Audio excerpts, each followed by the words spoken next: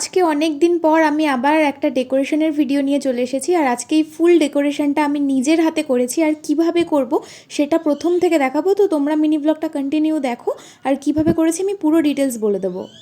Hello everyone, welcome. আজকে আছে আমার একটা ফ্রেন্ডের বেবি ওয়েলকাম, মানে ফার্স্ট বেবি হয়ে ও বাড়িতে আসবে, আর তাই জন্য আমি এসেছি ডেকোরেশন করতে। আর দেখা যাক কেমন ডেকোরেশন করি। এখানে সবে বেলুন ফোলাচ্ছি। আজকে আমার বেলুনের কালারস হচ্ছে ব্লু আর পিঙ্ক, এখানে গোল্ডেন, এতগুলো কালার আছে, পুরোটা আমার উপরে। আর ওরা বলেছে তুই যেমন পারবি সাজিয়ে দিবি, আমার জানি না কি সাজাবো। তো চলো দেখতে থাকো কেমন সাজানো যায়। তো যেমন বললাম, আমি এখানে পিঙ্ক আর ব্লু কালারের বেলুনগুলোকে সাইজ করে ফুলিয়ে নিচ্ছিলাম। আর এই গেট করতে গেলে না বেলুনগুলোকে খুব সাইজ করে মেনটেন করে ফোলাতে হয়, না হলে গেটটা ছোট বড় হয়ে যায় আর দেখতে বাজে লাগে। কে রিম্পা কি করছিস? দুটো বেলুন নিয়ে এবার এখন প্যাঁচাবো। দিয়ে এটা কি হবে?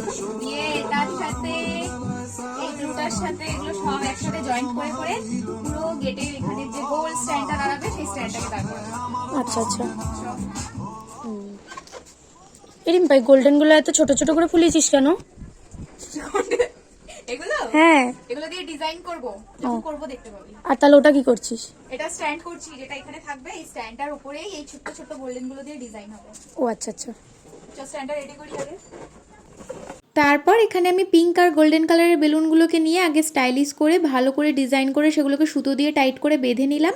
এবার এই স্ট্যান্ডটাকে আমি বিছানার উপরে সুন্দরভাবে লাগিয়ে দিলাম, আর বিছানার উপরের সাথে সেটা সুতো দিয়েই বেঁধে দিয়েছিলাম ভালো করে। আর তারপর বলেছিলাম যে গোল্ডেন কালারের বেলুনগুলো দিয়ে ডিজাইন করব, তো সেই মতো আমি গোল্ডেন কালারের বেলুনগুলোকে নিয়ে সুন্দরভাবে ডিজাইন করে এই গেটটার চারিদিকে লাগিয়ে দিলাম। আর এখানে আমি পিঙ্ক কালারের বেলুনগুলোকে নিয়ে আবার বড় বড় করে ফুলিয়ে একটু এটার নিচে লাগিয়ে দিলাম। আসলে আমি চাইছিলাম এখানে একটা মিকি মাউসের মতো ডিজাইন করব, তাই বেলুনগুলো নিয়ে মিকি মাউসের কানের মতো করেও লাগিয়েছিলাম এখানে। আমার গেটটা কমপ্লিট হয়ে গেছে করা। এবার পুরো ঘরে ডেকোরেশন করব, ঘরে বেলুন দিয়ে সাজাবো, আর বাইরে একটা ছোট্ট ছোট্ট স্ট্যান্ড করব। গেটটা কেমন লাগছে? দুটো কান দেয়া। চলো এবার ঘরের ডেকোরেশনটা করা যাক। তো ঘরের ডেকোরেশন করার জন্য আমি এখানে পিঙ্ক, ব্লু, গোল্ডেন সব কটা বেলুন ফুলিয়ে তারপরে রিবন কেটে নিয়েছিলাম স্টাইলিশ করে। আর এখানে আমার বন্ধুটা আমাকে ডাবল টেপ কেটে কেটে দিচ্ছিল, বেলুনের মাথায় লাগিয়ে দিচ্ছিল, আর সেগুলোই আমি একটা একটা করে এই ওপরে ওপরে লাগিয়ে দিচ্ছিলাম। আরে কি দারুণ করলি রে, কি সুন্দর করে দিলি রে পুরো ঘরটা। সবই তো হয়ে গেল, কিন্তু এখন আবার বেলুন ফুলিয়ে কি করছিস? এটা স্ট্যান্ড হবে বাইরে, মানে পুরো টোটাল ঘর কমপ্লিট।